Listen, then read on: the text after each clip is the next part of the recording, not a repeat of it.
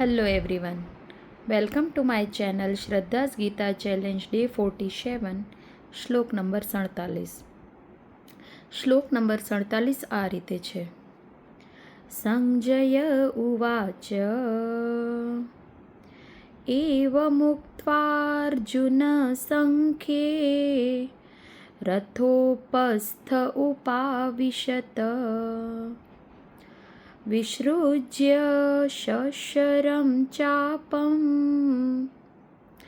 શોકસંગવીનો માનસઃ. આ શ્લોકનો અર્થ આ રીતે છે. સંજય ઉવાચ, સંજય બોલ્યા. એવમ ઉક્ત્વા આમ બોલીને અર્જુન. એવમુક્ત્વા અર્જુન આમ બોલીને અર્જુન સંખ્યે સાથે પાછળ રથની. સંખ્યે એટલે રથની. સંખ્યે રથોપસ્થ રથની ઉપર. રથની પાછળ રથની ઉપર રથો ઉપાવિશત બેસી ગયા. વિસૃજ્ય બાજુમાં મૂકીને. શું? સશરમ બાણો સાથે. ચાપમ એટલે ધનુષ્ય. શોકમ અતિશય શોકમાં.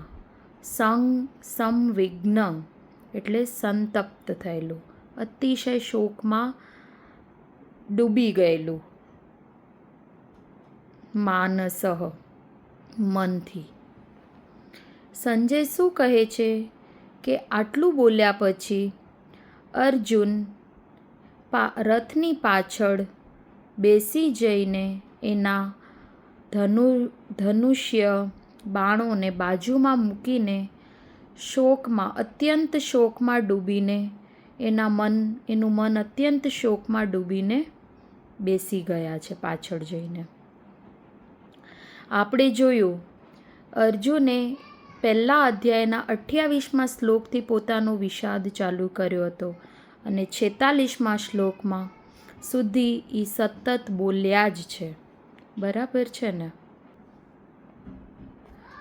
અર્જુન કંઈ સામાન્ય માણસ ન હતો. અર્જુન ખૂબ જ્ઞાની હતો, શ્રેષ્ઠ ધનુર્ધારી હતો. અને એ કોઈ જ્ઞાનથી વંચિત બી ના હતો. એને બધી વસ્તુનું જ્ઞાન હતું. સાચો ધર્મ શું છે, મારું કર્તવ્ય શું છે, સામે અધર્મ શું ચાલી રહ્યું છે, બધી વસ્તુનું એને જ્ઞાન હતું. પરંતુ અત્યંત મોહમાં આવીને આ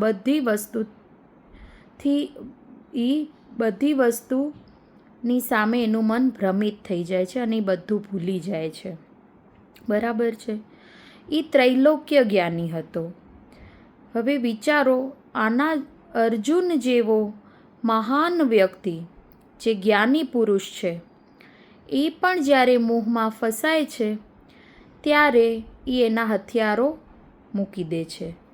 એ સંપૂર્ણપણે હારી જાય છે.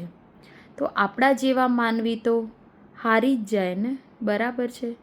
પરંતુ અર્જુન તો ત્રૈલોક્ય જ્ઞાની હતો. એ ગયા જન્મમાં નર હતો. નર એટલે આત્મા. નર નારાયણ આપણે કહીએ ને, નારાયણ એટલે કૃષ્ણ. એને બધી ખબર જ હતી. એટલે તો જ્યારે યુદ્ધ પહેલાં એને આખા યદુવંશની સેનાનો ત્યાગ કર્યો હતો. કારણ કે કૃષ્ણ ભગવાને એને 2 ઓપ્શન આપ્યા હતા કે કાં હું મારી બધી સેના આપું તને, અને કાં હું તારી સાથે રહું. ત્યારે અર્જુને યદુવંશની બધી સેના દુર્યોધનને આપીને પોતે કૃષ્ણને સ્વીકાર્યા હતા.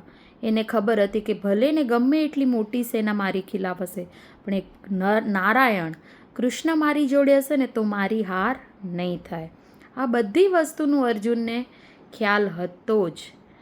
ભગવાનને આપણી આવતી પેઢીને જ્ઞાન આપવા માટે શું કહેવાય, જ્ઞાન આપવા માટે અર્જુનના મનમાં આ ઉત્પન્ન કરેલું છે કે યોગ્ય સમયે મારે આ જ્ઞાન આવતી પેઢીને આપવું છે. અને એટલા માટે ભગવાને અર્જુનના મનમાં મોહ ઉત્પન્ન કરી અને આપણને સાચું જ્ઞાન આપવા માટે, ગીતાનું જ્ઞાન આપવા માટે આ અર્જુનને નિમિત્ત બતાવ્યો દેખાઈ રહ્યો છે. એટલે જ્યારે આ શ્લોક આપણને શું સમજાય છે કે માણસ જ્યારે સાવ હારી જાય ને, એના હથિયાર મૂકી દે ને, ત્યારે એનું મન બિલકુલ કામ કરતું નથી હોતું. એક તો આપણને કહે છે કે આપણે પણ જ્યારે સાવ અતિશય હિંમત હારી જઈએ ને, ત્યારે આપણે પણ હથિયાર મૂકી દઈએ છે ને, આપણે ગમે એટલા બુદ્ધિષ્ઠ હશું, જ્ઞાની હશું ને, ત્યારે કોઈ પણ વસ્તુ કામ આવતી નથી હોતી. બીજું, આપણને આ શ્લોક આપણને બીજું શું સમજાવી જાય છે કે ભગવાનની શરણાગતિ ક્યારે લે છે માણસ, કે જ્યારે સંપૂર્ણપણે હારી જાય છે ત્યારે. આમ આ શ્લોકમાં એવું પણ કહ્યું છે કે અર્જુન પાછળ જઈને બેઠો છે. રથની આગળ બેસનારનું પ્રતીક છે કર્તૃત્વનું, કર્મનું અને શસ્ત્ર સાથે લડવાનું, એના કર્તવ્યનું. પાછળ બેસનાર માણસ નિષ્ક્રિય હોય છે, એટલે અર્જુન પાછળ બેસીને એકદમ નિષ્ક્રિય થઈ ગયો છે. એને કંઈ જ કરવું નથી, એકદમ સંપૂર્ણ શરણાગતિ, એને યુદ્ધ લડવું નથી એવો નિર્ણય લઈને પાછળ બેસી ગયો છે. આ આખો શ્લોકનું નામ અર્જુન વિષાદ યોગ એટલે જ હતું કે એને આખા અધ્યાયમાં 28થી કરીને 46 શ્લોક સુધી અર્જુને પોતાની વ્યથા જ કહી છે, પોતાનો શોક જ કહ્યો છે.